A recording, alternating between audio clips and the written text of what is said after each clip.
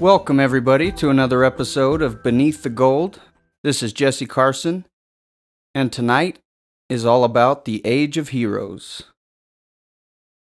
With the conflicts between the Children of the Forest and the First Men finally coming to an end, after thousands of years of blood and battle, the Dawn Age finally came to a close, and the Age of Heroes began, which would endure for roughly 4,000 years.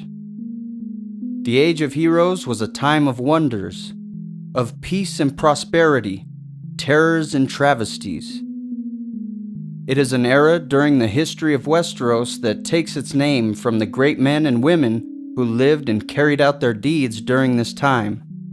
The First Men did have a primitive written language, keeping their records using runes, though the meanings behind many of these symbols has been lost over the ages. Thus, the tales of this time are carried on entirely through song and legend, and as a result, many scholars and maesters question the truth behind these wild fables. Regardless of the underlying truths, every one of the Seven Kingdoms is defined by the stories of this era, and the culture and society of Westeros as we know it has been shaped by these tales. From the world of Ice and Fire, the Age of Heroes lasted for thousands of years, in which kingdoms rose and fell, noble houses were founded and withered away, and great deeds were accomplished. Yet what we truly know of these ancient days is hardly more than what we know of the Dawn Age. The tales we have now are the work of septons and maesters, writing thousands of years after the fact. Yet unlike the Children of the Forest and the Giants, the First Men of this Age of Heroes left behind some ruins and ancient castles that can corroborate parts of the legends, and there are stone monuments in the Barrowfields and elsewhere marked with their runes. It is through these remnants that we can begin to ferret out the truth behind the tales. What is commonly accepted is that the Age of Heroes began with the Pact and extended through the thousands of years in which the First Men and the Children lived in peace with one another. With so much land ceded to them, the First Men at last had room to increase. From the lands of always winter to the shores of the summer sea, the First Men ruled from their ring forts. Petty kings and powerful lords proliferated, but in time some few proved to be stronger than the rest, forging the seeds of the kingdoms that are the ancestors of the Seven Kingdoms we know today. The names of the kings of these earlier realms are caught up in legend, and the tales that claim their individual rules lasted hundreds of years are to be understood as errors and fantasies introduced by others in later days. As the First Men and the Children of the Forest found peace and harmony together, the First Men began to build on ancient traditions that are still found today, especially in the north, where the blood of the First Men still runs through the veins of its people. These traditions were influenced by the Children, and they include the laws of hospitality and the obligation of a judge to also be the executioner. He who passes the sentence should swing the sword. Guest right is a sacred law of hospitality, which is an agreement between host and guest that forbids either party from harming the other during the visitor's stay once they eat or drink beneath the host's roof. If either party breaks this agreement, they are believed to invoke the wrath of the gods, old and new. Sometimes a host may give guest gifts to the departing visitors, which often represents the end of the guest right. Visiting guests may also sometimes offer gifts to their host as gratitude for food and shelter. If a guest is greeted by a lord with a bared sword across his lap, it is a sign that the lord is denying guest right to the visitor. An example of this takes place in a Game of Thrones Bran 4 when Tyrion Lannister, returning to Winterfell from his trip to the Wall, is greeted by Robb Stark, who is acting as lord in his father's absence, with an unsheathed sword laying across his knees. Robb was seated in father's high seat, wearing ringmail and boiled leather and the stern face of Robb the Lord. Theon Greyjoy and Hallis Mullen stood behind him, A dozen guardsmen lined the gray stone walls beneath tall, narrow windows. In the center of the room, the dwarf stood with his servants and 4 strangers in the black of the night's watch. Bran could sense the anger in the hall the moment that Hodor carried him through the doors. "Any man of the Night's Watch is welcome here at Winterfell for as long as he wishes to stay," Robb was saying with the voice of Robb the Lord. His sword was across his knees, the steel bare for all the world to see. Even Bran knew what it meant to greet a guest with an unsheathed sword. "Any man of the Night's Watch," the dwarf repeated, "but not me. Do I take your meaning, boy?" Robb stood and pointed at the little man with his sword. "I am the lord here while my mother and father are away, Lannister. I am not your boy." "If you are a lord, you might learn a lord's courtesy," the little man replied, ignoring the sword point in his face. "Your bastard brother has all your father's graces, it would seem." In A Storm of Swords, Robb and Catelyn receive bread and salt when they arrive at the Twins for Lord Edmure's wedding, which probably put Catelyn a little more at ease, being that she made a point to tell Robb before arrival, "If we are offered refreshment when we arrive, on no account refuse. Take what is offered and eat and drink where all can see. If nothing is offered, ask for bread and cheese and a cup of wine." "I'm more wet than hungry." "Robb, listen to me. Once you have eaten of his bread and salt, you have the guest right, and the laws of hospitality protect you beneath his roof." "I have an army to protect me, Mother. I don't need to trust in bread and salt. But if it pleases Lord Walder to serve me stewed crow smothered in maggots, I'll eat it and ask for a second bowl." Later in this same chapter, Storm of Swords, Catelyn 6, "My lord!" Catelyn had almost forgotten. "Some food would be most welcome. We have ridden many leagues in the rain." Walder Frey's mouth moved in and out. "Food, heh, a loaf of bread, a bite of cheese, mayhaps a sausage." "Some wine to wash it down," Robb said, "and salt." "Bread and salt, heh, of course, of course." The old man clapped his hands together, and servants came into the hall, bearing flagons of wine and trays of bread, cheese, and butter. Lord Walder took a cup of red himself, and raised it high with a spotted hand. "My guests," he said, "my honored guests, be welcome beneath my roof and at my table." "We thank you for your hospitality, my lord," Robb replied. We all know what happens next, in what would become known as the Red Wedding, which leads to a decline in trust over guest right in the Riverlands. I believe Walder Frey is a cursed little bastard who will most definitely meet his comeuppance in the next books. There are a lot of instances throughout the series that deal with the subject of guest right, including Mance Rayder granting guest right protections to Jon when they first meet beyond the wall, Prince Doran refusing to kill Sir Balon Swan because of his respect for guest right, and there are also very old tales which have been passed down from generation to generation, including the tales of the Rat Cook of the Night Fort, which is a story told by Old Nan to Bran, which he recalls during his stay at the Night Fort in Bran 4 of A Storm of Swords. Jojen gazed up at him with his dark green eyes. "There's nothing here to hurt us, your grace." Bran wasn't so certain. The Night Fort had figured in some of Old Nan's scariest stories. It was here that the Night's King had reigned, before his name was wiped from the memory of man. This was where the Rat Cook had served the Andal King his prince in bacon pie. The Rat Cook began as just another cook, serving in the Night's Watch at the Night Fort, and at some point the castle was visited by an Andal king, either Tywell II of Casterly Rock or King Oswell I of the Vale.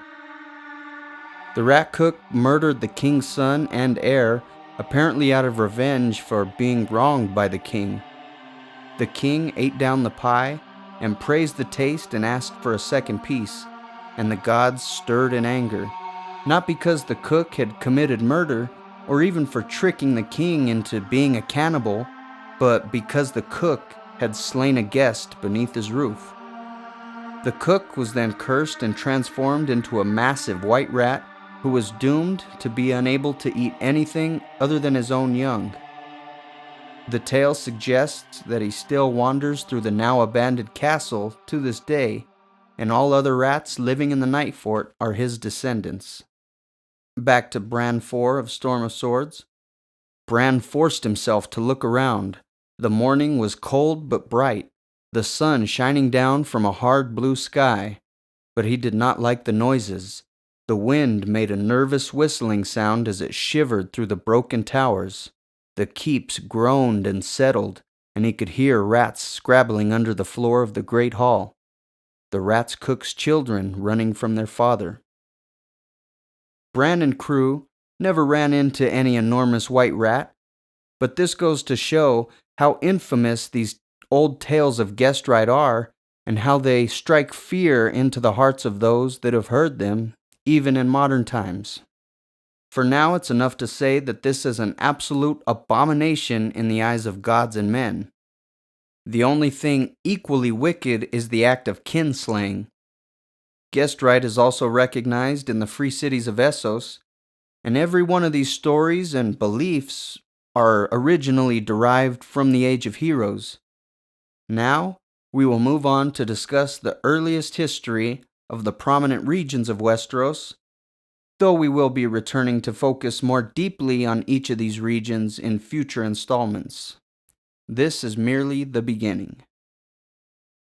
And if you notice that I'm cutting some of these stories off a little too soon, just bear with me. After the next episode on the Long Night, we'll be wrapping up these great houses of Westeros and trying to cover them up to the Andal invasion. So let's begin in the southernmost region of Westeros, which will later be known as Dorne. It is a large peninsula that is bordered by the Sea of Dorne to the north, the islands known as the Stepstones to the east, which used to be the Arm of Dorne, and the Summer Sea to the south. The Red Mountains separate Dorne from the Stormlands to the north and the Reach to the northwest and west, isolating Dorne from the rest of Westeros. There are two major mountain passes through the Red Mountains, the Bone Way and the Prince's Pass, and they go through to the Dornish marches of the Stormlands. The Dornishmen claim that it is the oldest of the Seven Kingdoms, which is hard to dispute. The first men were not seafarers and migrated to Westeros over the now shattered land bridge from Essos, and the eastern shores of Dorne would have inevitably been where they first set foot on Westeros. Few chose to remain here, for the lands they came upon were very harsh and uninviting, and the most inhospitable in all the Seven Kingdoms. The children called Dorne the Empty Land, due to the fact that the eastern half of Dorne is largely barren scrub, and its dry, stony soil makes agriculture very difficult, even when irrigated. Western Dorne is nothing but a vast sea of restless dunes where the sun beats down relentlessly, giving rise from time to time to savage sandstorms that can strip the flesh from a man's bones within minutes. Dorne's rivers provide some fertile lands that provide enough rain to keep Dorne habitable. Inland water is almost as valuable as gold, and the wells are strongly guarded. The major Dornish river is the Greenblood in southeastern Dorne, which is formed by the convergence of the rivers Vaith and Scourge. Though meager when compared to the Mander, the Trident, or the Blackwater Rush, the waters of the Greenblood are considered the lifeblood of Dorne. The Brimstone is a river known for its high sulfur content in southern Dorne that flows past what is now a castle known as the Hellholt and ends at the Summer Sea. The Torrentine is a river that begins in the Red Mountains of western Dorne and ends at Starfall, where it pours out into the Summer Sea. The Wyle flows across the Boneway in northern Dorne to the Sea of Dorne. There is also a river in the northern part of the region that flows near Ironwood to the Dornish Sea, but its name has not been revealed. The southern coast stretches some 400 leagues and is ridden with cliffs, whirlpools, and hidden shoals, with few safe landings. The summer sea to the south is said to be littered with sharks and kraken. Most of the first men who chose to remain in Dorne settled close to the banks of the Greenblood, digging canals and ditches to bring its life-giving waters to the trees and crops they planted. Only the bravest or the craziest dared to strike out inland across the deep sands. A few of these people, very few, found water amongst the dunes and raised holdfasts and castles near the oases they were lucky enough to discover. Oasi, I don't know. Centuries later, their descendants would become the Lords of the Wells. But for every man who stumbled upon a well, 100 must surely have died of thirst beneath the merciless Dornish sun. Others preferred to remain beside the narrow sea, being that the eastern shores of Dorne are more forgiving than the southern, and soon many small villages arose, sustaining themselves on fish and crabs. The more restless of the first men pushed onward and made homes in the foothills south of the Red Mountains, where north-moving storms would drop their moisture, creating a fertile green belt. Some went even further and found refuge amongst the peaks, in hidden valleys and high mountain meadows where the grass was green and sweet. House Dane of Starfall are one of the most ancient houses in the Seven Kingdoms. Their sigil, or blazon, is a white sword crossing with a falling star over a lavender background. Their house words remain unknown, but I hope they'll be revealed in time. The first Dane is said to have raised Starfall on an island at the mouth of the Torrentine River after tracking a falling star there and finding a stone with magical properties. The legendary greatsword known as Dawn was forged from the heart of this mysterious stone, and he who wields it is known as the Sword of the Morning. Unlike the more common tradition of passing an ancestral sword down to the heir, Dawn is passed down to a knight of House Dane who is deemed worthy of her. The blade is as pale as milk glass, unlike the darker Valyrian steel, but is similar in strength and sharpness. This legendary sword has possibly been wielded by the Danes for 10,000 years and remains at Starfall even today, ever since Ned Stark returned it to Arthur Dane's sister Ashara after the events at the Tower of Joy. And according to a So Spake Martin, Dawn remains at Starfall until another Sword of the Morning shall arise. Something to look forward to. After this unnamed first Dane raised Starfall, his descendants would become known as the first men kings of the Torrentine and lords of Starfall. Another great Dornish house of the first men is House Fowler of Skyreach. They hold the title of Warden of the Prince's Pass and guarded the way between Dorne and the Reach. They titled themselves Kings of Stone and Sky and Lords of the Wide Way, which is simply another name for Prince's Pass. Their words are "Let me soar," and their sigil is a hooded blue hawk over silver.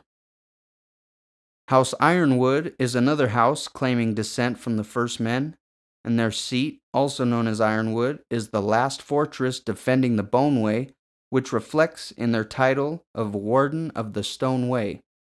The head of the house is known even still as the Blood Royal. Their words are "We guard the way," and their blazon is a black portcullis over sand. In their early days, House Ironwood built Ironwood in the foothills of the Red Mountains and took control of the Stone Way. The valuable land allowed them to rule much of northern Dorne.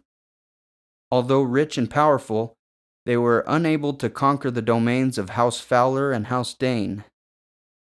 They claimed to be High King of Dorne, but a rival High King was also chosen from a dozen houses along the Greenblood, including families who lived near Lemonwood in eastern Dorne. This region has had a violent history, especially with the houses of the Red Mountains who lived by raiding across the borders into the Dornish marches of the Stormlands. even during times of peace. The various Dornish kings have fought countless border wars with each other, as well as with the kings of the Reach and the Stormlands, resulting in the great enmity between them that still holds strong today. We'll discuss some specific battles in the future episodes.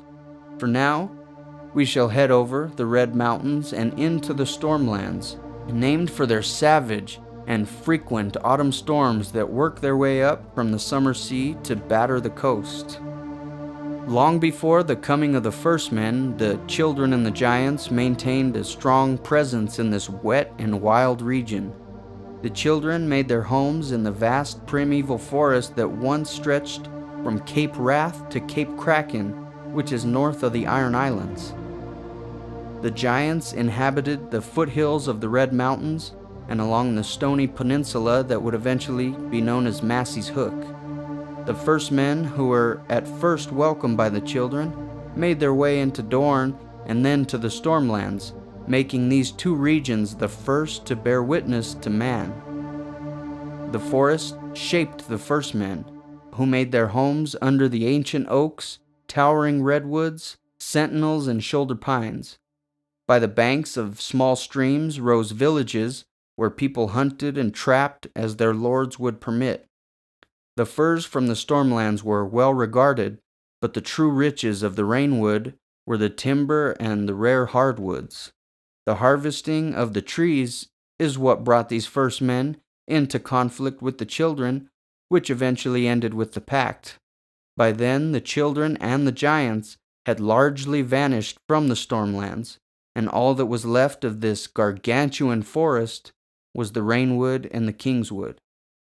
The Stormlands are a land of merciless mountains, stony shores, and verdant forests, and it includes the small island of Estermont just east of Cape Wrath. The island of Tarth, with its lakes and waterfalls and enormous mountains, are also now considered part of the Stormlands. The hundreds of leagues of grasslands, moors, and plains, known as the Dornish Marches, serve as an effective buffer zone between the Stormlands and their enemies of the Reach and Dorne. This domain has fluctuated in size over the centuries, and at one point stretching out even beyond the Bay of Crabs, eventually swallowing the riverlands and reaching the Neck. Their influence will decline over the centuries due to pressure from Dorne and the kingdoms of the Reach. In modern times, it is one of the smaller regions of Westeros. The Stormlands were the domain of the Storm Kings of House Durrandon, and the founder of this great house is a figure known as Doran Godsgrief, the King of 1,000 Years. Legend would tell you that Doran was married to a woman named Elenai and was the builder of a great castle known as Storm's End. From A Clash of Kings, Catelyn 3. The songs said that Storm's End had been raised in ancient days by Doran, the first Storm King, who had won the love of the fair Elenai, daughter of the sea god and the goddess of the wind. On the night of their wedding, Elenai had yielded her maidenhood to a mortal's love and thus doomed herself to a mortal's death. And her grieving parents had unleashed their wrath and sent the winds and waters to batter down Doran's hold. His friends and brothers and wedding guests were crushed beneath collapsing walls or blown out to sea.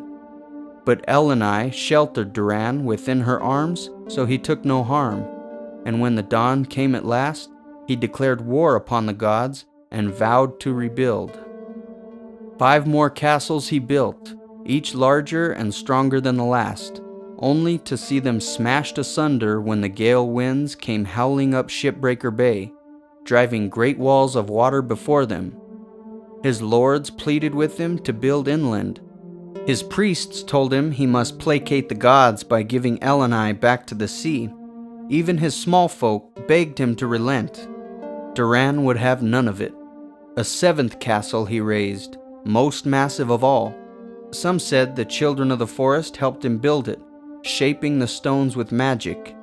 Others claimed that a small boy told him what he must do, a boy who would grow to be Bran the Builder.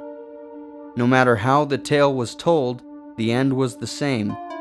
Though the angry gods threw storm after storm against it, the seventh castle stood defiant, and Doran God's grief and fair Elenai dwelt there together until the end of their days. Holy shit. Did we just see a happy ending in this story? Damn. The King of 1,000 Years claim has been placed under heavy scrutiny by the Citadel. Archmaester Glaive, who was originally from the Stormlands, proposed that this wasn't a single man ruling for a millennium, but a succession of monarchs all bearing the same name. The Storm Kings of House Durrandon would name their firstborn son and heir after Doran God's grief, complicating the research of the Maesters. The castle left behind by Doran, which lies on the northern shore of Shipbreaker Bay, is one of the strongest in Westeros. It is said to be protected by spells woven into the walls that prevent magic from affecting it or passing through. It is surrounded by a massive outer curtain wall, 100 feet high and 40 feet thick on its thinnest side, and nearly 80 feet thick on its seaward side. It is composed of a double course of pale gray stone with an inner core of sand and rubble. The wall is smooth and nicely curved. The stones are so well placed and fit so perfectly together that the wind can find no purchase here. On the seaward side, there is a 150-foot drop below the wall and into the sea. The curtain wall protects the kitchens, stables, and the yard. Storm's End has only one tower, a colossal drum crowned with formidable battlements, and from a distance, this tower appears to be a single huge, spiked fist thrusting upwards towards the sky in defiance. How fitting, really. The tower is so huge that it comfortably contains the granary, barracks, armory, feast hall, and lord's chambers all at once.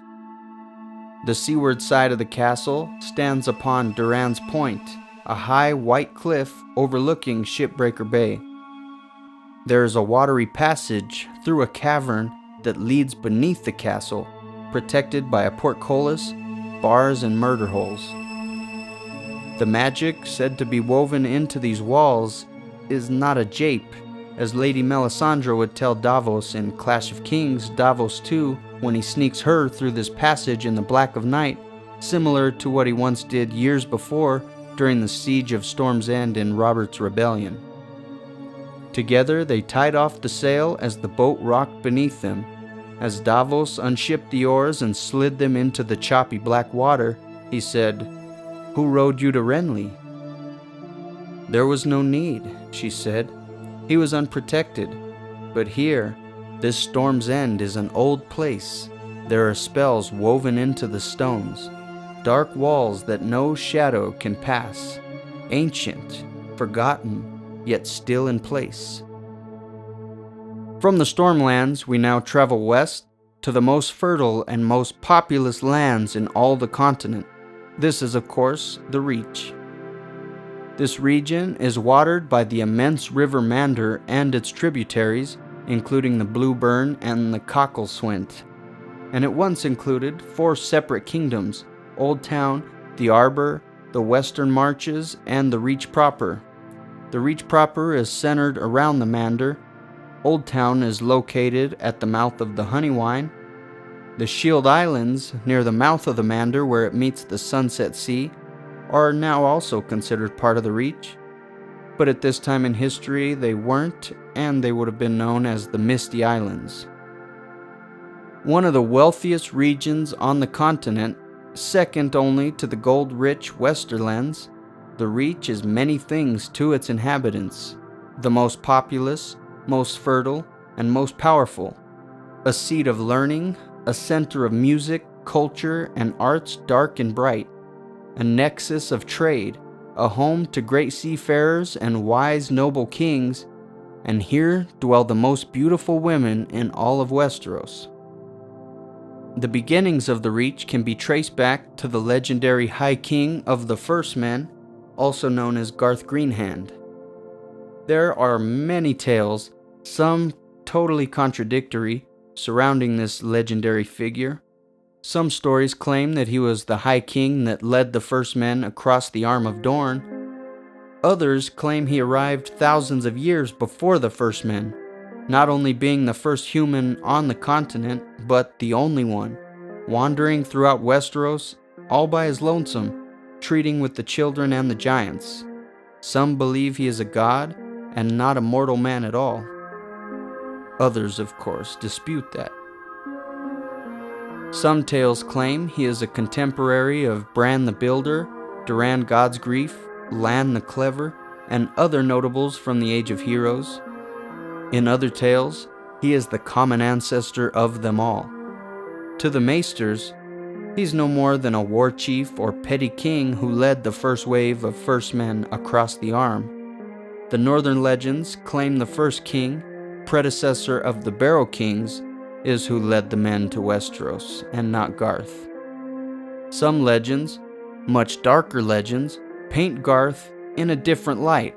These stories claim that he was a bloodthirsty deity, demanding blood sacrifice from his worshippers to ensure a bountiful harvest. In some of these stories, the green god dies every autumn when the trees lose their leaves, only to be reborn with the coming of the spring. This version is largely forgotten in modern Westeros. There is a disagreement even over his name. In his oldest tales, he is called Garth Greenhair or Garth the Green. Some say he had green hands, green hair, or green skin overall. A few stories even gave him antlers like a stag, while others say he dressed in green from head to foot, which is how he is most commonly depicted in paintings, sculptures, and tapestries. The one thing that all of these tales agree on is that Garth made the corn ripen, the trees fruit, and the flowers bloom. He's known as the father of agriculture, teaching men how to farm by giving them seed and showing them how to plant and sow, how to raise crops and reap the harvest. Some tales claim he also tried to do the same with giants and children, but the giants pelted him with boulders and the children only laughed, stating that the woods provided them with all of their needs. Where he walked, farms and orchards and villages sprouted. He wore a crown of vines and flowers and carried a canvas bag filled with the seeds of all the world's trees, grains, fruits, and flowers, and he scattered them as he traveled. And his bag of seeds was infinite and limitless. Garth also planted an oak tree, which would later be carved into a living throne, known as the Oaken Seat in Highgarden, throne of the Gardener Kings. Garth not only brought fertility to the land, but also to the women, making barren ones fruitful with a touch, even crones who have already surpassed their days of bearing children. Maidens ripened in his presence, mothers brought forth twins or even triplets when he blessed them, and the young girls flowered at his smile. Lords and common men alike offered up their virgin daughters to him wherever he went, so their crops may ripen and trees grow heavy with fruit. Any maiden he deflowered delivered strong sons or fair daughters. Olenna Tyrell tells Sansa in Sansa I of Storm of Swords, "Garth liked to plant his seed in fertile ground, they say. I shouldn't wonder that more than his hands were green." But as a result, Garth Greendick has many, many descendants, supposedly half of the noble houses in the Reach, and plenty more, depending on which tale you believe. His numerous children are said to have included Garth the Gardener, ancestor of House Gardner, John the Oak of House Oakhart, Gilbert of the Vines of House Redwine, Floris the Fox, ancestor of House Florent, Ball, and Peak, Maris the Maid of House Hightower, Foss the Archer, ancestor of House Fossaway, and some tales would have you believe Brandon of the Bloody Blade, who's ancestor of Brandon the Builder and House Stark, Harlan the Hunter and Herndon of the Horn, which are ancestors of House Tarley, Bors the Breaker, House Bulwer, Rose of the Red Lake of House Crane, Ellen Eversweet of House Beesbury, and Rowan Goldtree, ancestor of House Rowan. Though these tales are held dear by the small folk of the Reach, maesters and septons alike are much more skeptical. Both of them believe him to be a mere mortal, but they do believe he is the ancestor of many noble houses of the Reach, but they find it more unlikely that other lordly houses of Westeros descended from him. His eldest son is believed to have been Garth the Gardener, the figure that founded House Gardener and the man who raised Highgarden atop a hill overlooking the River Mander, the longest and broadest river in all of the Seven Kingdoms. Hailed as the most beautiful castle of the realm, Highgarden is filled with flowers, singers, pipers, fiddlers, and harpers. It is surrounded by 3 rings of white stone whose walls increase in height. Between the outer and middle walls is a briar labyrinth which serves to entertain as well as slow invaders. The oldest towers from the Age of Heroes are squat and square, though the style will change later. Within Highgarden's walls are groves, fountains, and courtyards, and the castle structures are covered in ivy, grapes, and climbing roses. This castle will be added to and expanded upon over the centuries, and obviously we will be returning here in the future. The history of the Reach in the days before the Pact were not unlike other regions of Westeros. Here too the first men strove against the children, rooting them out from their sacred groves and hollow hills, chopping weirwoods with great bronze axes. Here too kingdoms rose and fell and were forgotten, as petty kings and proud lords contended with one another for land and gold and glory, whilst towns burned and women wailed, and sword rang against sword century after century, as Archmaester Yandel puts it in The World of Ice and Fire. The big difference in the Reach is that these different noble houses shared common ancestry, and that kinship, according to many scholars, is what gave House Gardener the primacy in the centuries that followed. For no other house could compete with the family descending from the firstborn son of Garth Greenhand. So these Gardener kings would rule for thousands of years, sitting upon the oaken seat wearing a crown of vines and flowers during peacetime, and crowns of bronze thorns, later iron, when they rode off to war, under a banner depicting a green hand over a white field. Let's now head north to the Westerlands. From Archmaester Yandel in the World Book. The Westerlands are a place of rugged hills and rolling plains, of misty dales and craggy shorelines, a place of blue lakes and sparkling rivers and fertile fields, of broadleaf forests that teem with game of every sort. Little is known of the time before the first men arrived here. The children and the giants likely made homes in the great sea-carved caverns at the base of what will later be Casterly Rock. Bears, lions, wolves, and bats have also been noted in the caverns within, along with countless lesser creatures. Like the rest of the continent, or at least most of the continent, the children and the giants lived here and fought with the first men once they came. The first men living along the western coast were raided by the Ironborn of the Iron Islands. First men lords, some of whom were petty kings, included the Baneforts, Brooms, Craycalls, Farmans, Foots, Greenfields, Hawthorns, Moorlands, Plums, the Rains, Westerlings, and Yews. The greatest of the first men houses in the Westerlands, however, was of course House Casterly. They were also considered the richest house in Westeros. Castor is a figure, not Craster. Castor is a figure from the Age of Heroes and father of Corlos, first lord of House Casterly. Legend has it that Corlos was a huntsman who lived in a village near where Lannisport would eventually lie, and the legends claim that Corlos slew a lion that had been troubling the village, but in his mercy he spared its cubs.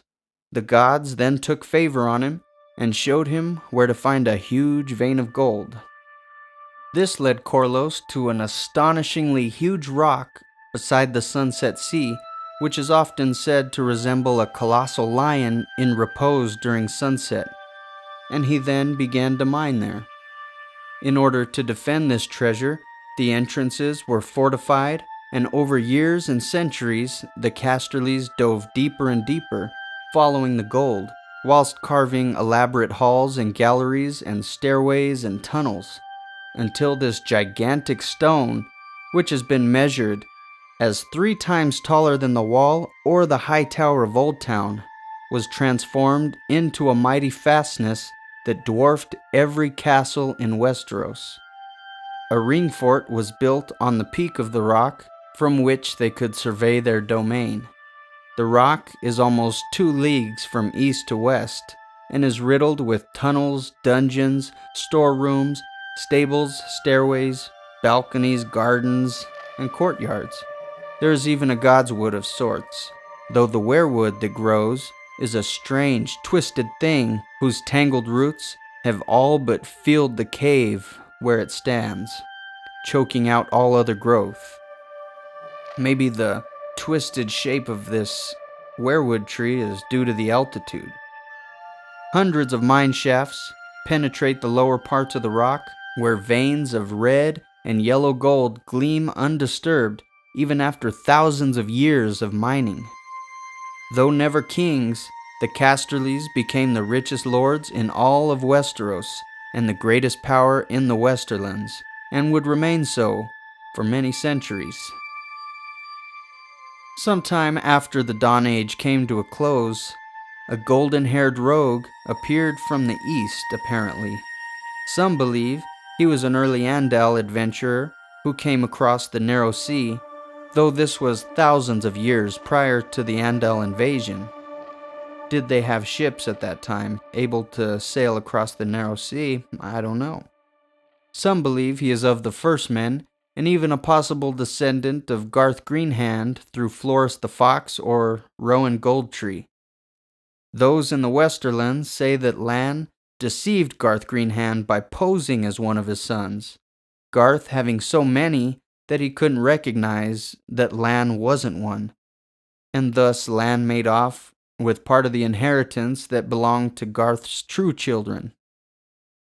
Eventually, Lan would come to Casterly Rock. Stories differ on what exactly he did once there, but the most accepted is that Lan discovered a secret way into the rock, a cleft so narrow he had to strip naked and coat himself in butter to squeeze through. Classic. Once inside, he began to whisper threats into the ears of sleeping Casterlys, howling from the darkness like a demon, and he'd steal treasures from one brother and place them in the bedchamber of another. He'd rig snares and deadfalls to take out as many people as he can, I guess.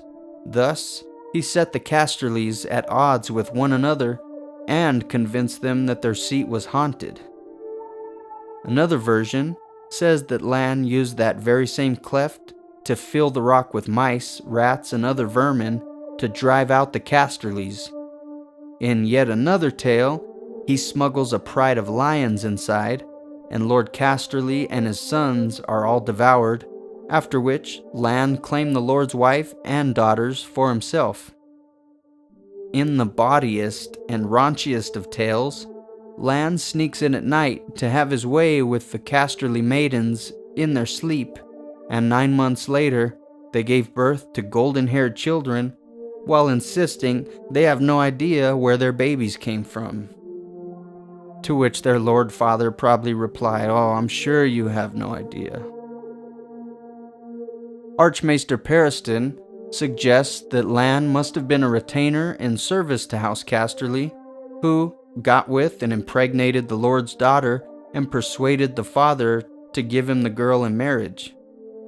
Yandel considers the fact that if this lord had no true-born sons, then the rock would have passed to his daughter, and hence Lan, upon his death. Whatever the truth, House Casterly suddenly vanished from history, and in its place appears the so far unknown House Lannister. Lan supposedly lived to the age of 312 and sired 100 bold sons and 100 beautiful slender daughters, all fair of face and with hair as golden as the sun. In just a few generations, Lan's descendants were so numerous that even the great Casterly Rock couldn't contain them all. The members of the lesser branches left to make their home in a nearby village that will eventually grow into a town and ultimately a city known as Lannisport. From here, since we're in the area, we will head to an archipelago in the Sunset Sea off the western coast of Westeros, known as the Iron Islands. The Iron Islands are home to a fierce, seafaring people who are known as the Ironborn. While some say these islands are named after the abundant ore of iron, the Iron Men claim that it is named after their own unyielding nature. It is said that every captain is a king aboard his ship, so the islands are also called the lands of 10,000 kings. The main group of islands numbers at 31, with the major 7 being Pike, Great Wyke, Old Wyke, Harlaw, Saltcliffe, Black Tide, and Orkmont.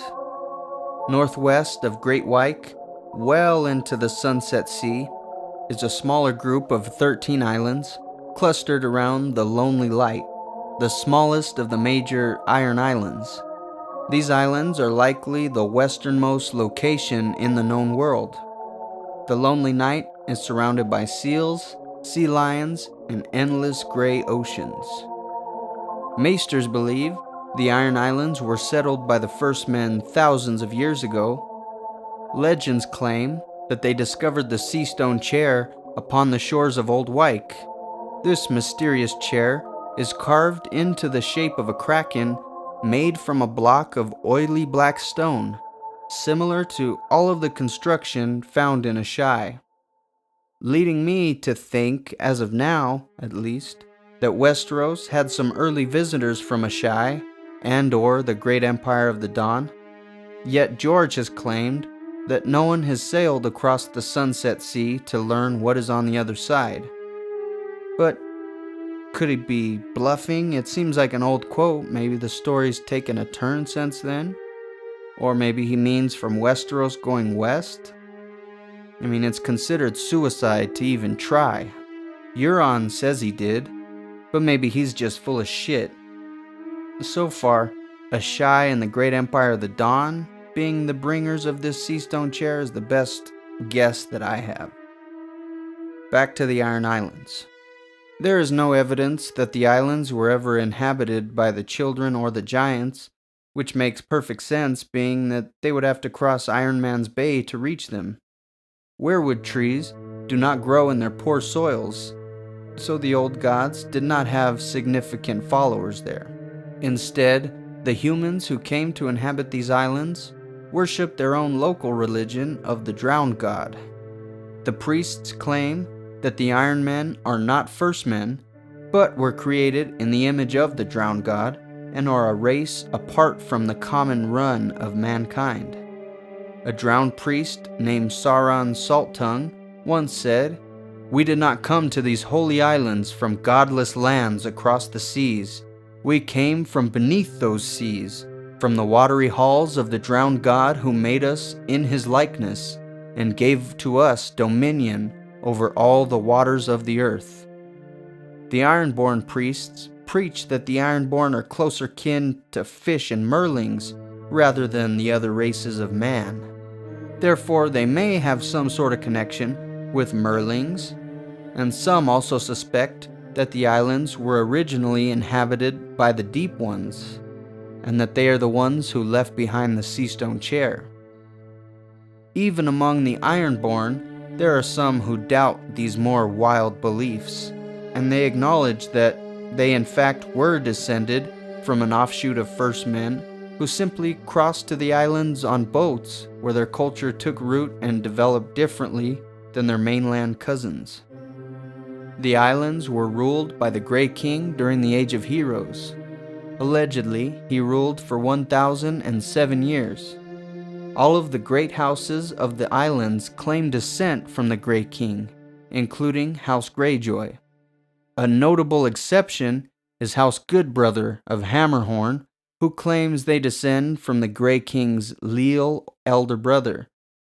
Who this elder brother may have been, we will dive into that in a very near future episode. The Grey King is named because his hair, beard, and eyes were gray as the winter sea, and towards the end of his time on Earth, even his skin had turned gray. He supposedly wore robes of woven seaweed and a tall, pale crown, which was made from the teeth of the legendary sea dragon Naga, though some say he wore a driftwood crown. And speaking of Naga, legends say the Grey King slew this sea dragon, after which the drowned god turned its bones into stone. From the bones was made the Grey King's Hall, which he heated with Naga's living fire, and the throne was the jawbone. He took a mermaid as his wife, so his children could live on land or in water, and he also wore a crown of driftwood, so all who knelt before him would know that his power came from the sea and from the drowned god himself.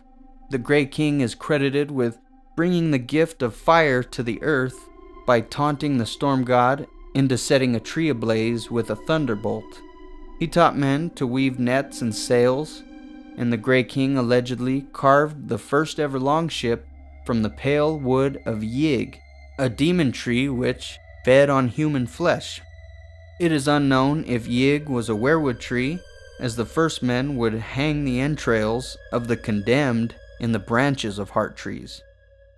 Maybe it's a metaphor, implying that many blood sacrifices were made in the presence of this legendary tree. As the Grey King's reign came to an eventual end, he would cast aside his crown and walk into the sea to descend into the watery halls of the drowned god to take his place at his god's right hand. In his absence, the storm god snuffed out Naga's fire and the sea stole his throne, with Naga's bones the only remnants of the Grey King's Hall. The Grey King is said to have 100 sons who fought brutally for power after his death. The 16 who remained in the end divided the Iron Islands amongst themselves. For much of the Ironborn's history, each island was its own kingdom with its own kings. Each island had a rock king who would rule the land and deliver justice and make laws and settle disputes, while a salt king commanded at sea. Both would eventually be chosen by the ancient tradition of the Kingsmoot. These petty kings constantly fought with one another and would raid the first men of the mainland for timber, crops, and thralls. The islands were first unified under a powerful priest known as Galon Whitestaff, who decreed that it was sinful for Ironborn to make war against each other. The other drowned men preached his word throughout the islands until the various kings and captains came together on Old Wyke at Naga's Bones for the very first Kingsmoot to select one High King of the Iron Islands to rule over all. Galon decreed that the title was not hereditary, but upon the death of each High King, a new Kingsmoot would be called to elect the next. These new High Kings were also called Driftwood Kings because of their crowns. The Iron Islands are not a friendly place for agriculture. They are sparse and rocky with a thin, stony soil that makes it very difficult to farm. They often have to work without animals that might make the work easier, such as oxen or horses. Their mines do not produce the precious metals as seen in the Westerlands, though it has plenty of iron, and lead and tin can also be obtained. Most Ironborn, in their pride, feel that the dangerous and backbreaking labor required to mine is only suitable for slaves. With so little wealth to be found on the islands themselves, it's no surprise that the Ironborn of old turned to raiding. Archmaester Herrig puts forth that the need for wood for their longships was what first drove them to raid Westeros. They have no love for the people of Westeros, whom they consider weak and green. For now, let's continue onto the Vale, all the way across the continent on the eastern side of Westeros. The borders of the Vale are the Bight to the north, the Bay of Crabs to the south, the Mountains of the Moon and the Riverlands to the west, and the Narrow Sea to the east. It consists of various regions, including the Vale of Arryn itself, the Mountains of the Moon, the Snakewood, the Fingers, the Three Sisters, the Paps, and Pebble. The mountains surround the smaller Vale proper, but this valley's name is often applied to all of this region. This is a land of fertile soil, rivers, and lakes, all protected by the largely impassable mountain range. The Vale, with its Mountains of the Moon, is slightly isolated from the rest of the continent, not so unlike Dorne and the Red Mountains. During the Age of Heroes, the Vale was thinly populated and was ruled by a score of petty kings of the First Men. The Griffin Knight is a legendary figure who was a leader of the First Men of the Vale and last of the Mountain Kings, an ancient title held by the rulers of the Vale. He was eventually slain by a figure known as the Winged Knight, who is said to have flown upon a huge falcon and had armies of eagles at his command. He won the region by slaying the Griffin King atop the largest mountain in the Vale, known as the Giant's Lance. There is some confusion and conflation between the Winged Knight and the Falcon Knight, Artus Arryn I. Artus was an Andal, a race that will not make an appearance for thousands of years, and I believe the Winged Knight is a completely different person, but even within the story itself, there are definitely some discrepancies. Archmaester Yandel believes that singers have combined the figure of the Winged Knight with Sir Artus Arryn the Falcon Knight. The Arryn legends state that the Winged Knight drove the First Men from the Vale. His very existence has come under question by Yandel, and Archmaester Periston wonders if the story of a huge falcon is derived from dragon riders. Either way, the Winged Knight is said to have been friendly with giants and merlings, and he married one of the children of the forest, who died giving birth to his son. And the fact that he was close enough with the children to marry one, and the fact that he allegedly had armies of eagles under his command, makes me wonder if this legendary knight had greenseer abilities, and if he could skin change into an eagle or two. On to the riverlands of central Westeros, which encompass a region of plains, forests, hills, and rivers, endless rivers. Considered the beating heart of Westeros, these lands border on every single kingdom, except for Dorne.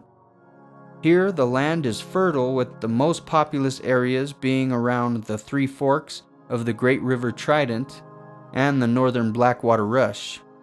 The Three Forks of the Trident include the Red Fork, which runs from the western mountains to what is now River Run, where it merges with the Tumblestone and runs to the east.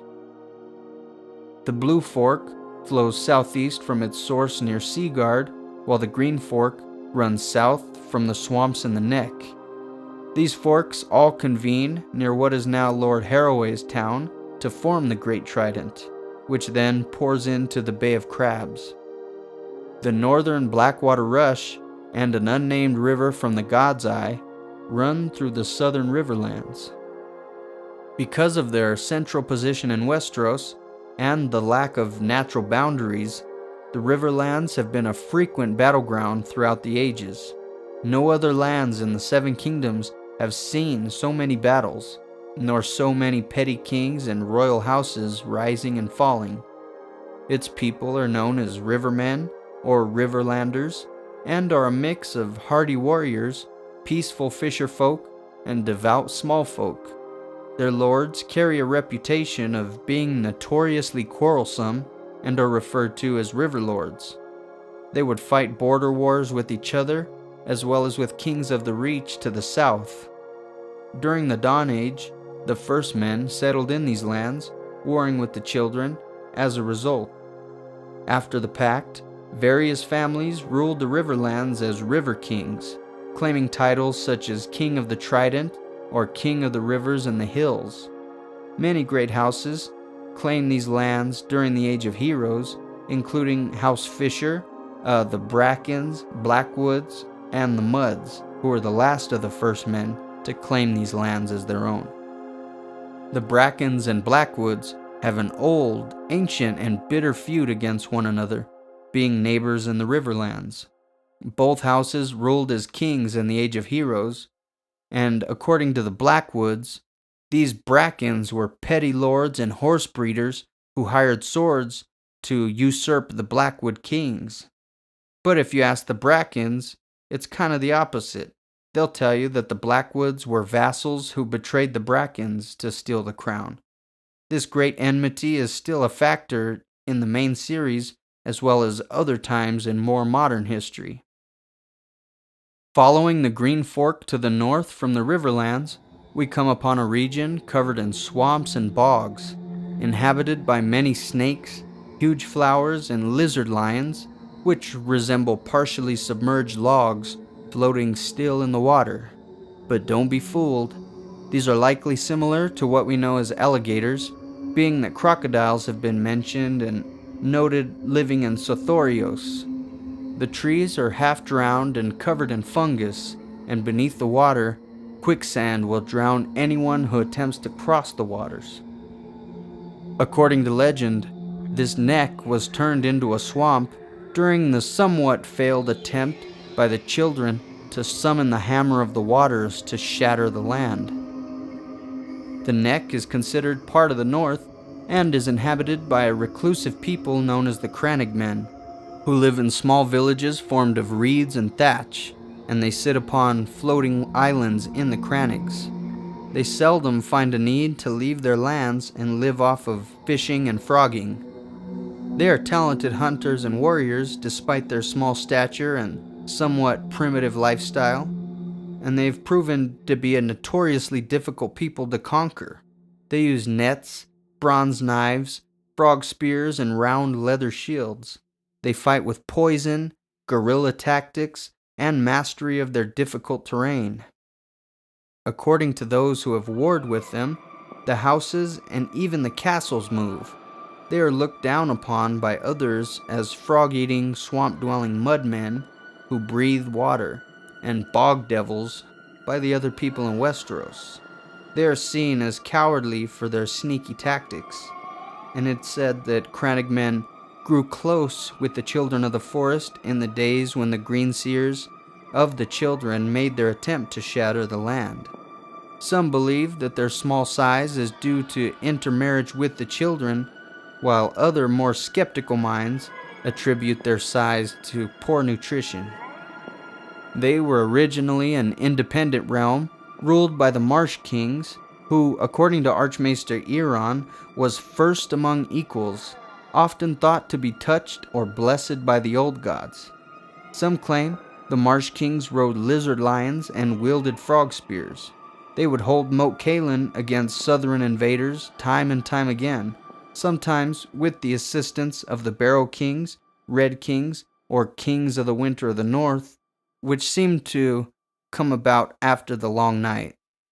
Let's move on to the last of the great regions of Westeros, the bleak, harsh lands we simply call the North. Some say that the vast North is nearly as large as the rest of the Seven Kingdoms combined, but in truth, it is roughly a third of the landmass now controlled by the Iron Throne. It is sparsely populated with vast wilderness, forests, pine-covered hills, and snow-capped mountains. Its climate is cold and very harsh in the winter, and occasionally it will snow in the summer. In winter, snows can fall 40 feet deep. Rain falls cold and hard, and sometimes turns into hail that sends men running for cover while it destroys their crops. Snowfalls in the summer are not unusual, but they tend to be brief and not so damaging, which is good because a bad harvest leads to a winter of famine and starvation. Once autumn is declared by the Citadel, the Lords of the North begin to store away a portion of the grain they have harvested. Usually a fifth or 1/4 will do, though it is a matter of that particular lord's preference. Food is also smoked and salted so it doesn't spoil before it can be eaten. Some greater houses, in the centuries to come, will maintain greenhouses to raise crops during the longer winters that last for years. The north is bound on each side by major seas, the Shivering Sea to the east and the Sunset Sea to the west. Within this region is, at least in modern times, the largest forest in the Seven Kingdoms, known as the Wolf's Wood, which extends northwest from what will later be Winterfell to the Bay of Ice and Sea Dragon Point. To the north of the Wolf's Wood, the moorlands and high plains give way to mountains. South of the Wolf's Wood is hilly terrain and several large lakes. Further south lies the Barrowlands and ultimately the Neck, which is considered part of the north, as I said. There are more lands yet to be introduced within the north, and we will cover them in detail when we come back here after the long night. The peoples of this vast region are nearly all descended from the first men, who settled the land nearly 12,000 years ago. Little is known from then, but runes carved in old stones and the barrows which the first men lived in can still be found in the Barrowlands.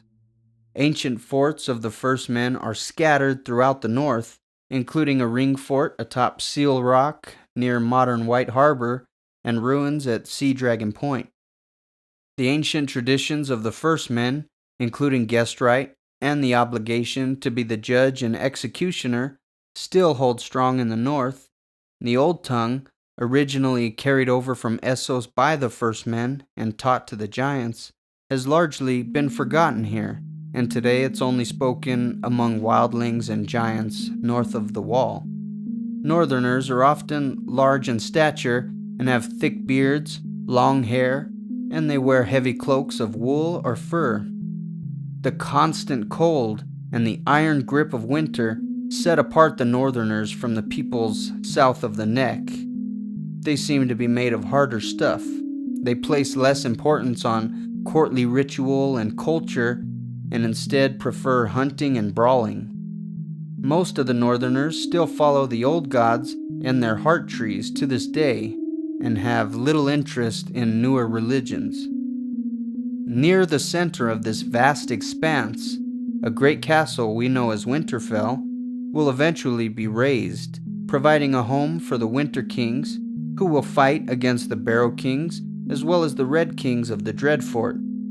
These events will take shape during the Age of Heroes, but mostly after the rapidly approaching Long Night. More is to be explored with the Gardener Kings of the Reach, the Ironborn, and plenty more. Thus, we will wait until sometime after the next episode to come back around to these different kingdoms in Westeros and continue our way through this great era of history and explore all of these houses in greater detail. For the winds are howling and the snows are beginning to fall in earnest, so I gotta get the hell out of here and bury myself under some furs next to a nice fire. The next episode is going to be deadly cold, but I can't wait to get into it. Thanks for tuning in. I'll see you next time. This is Jesse Carson. Beneath the gold, the bitter steel.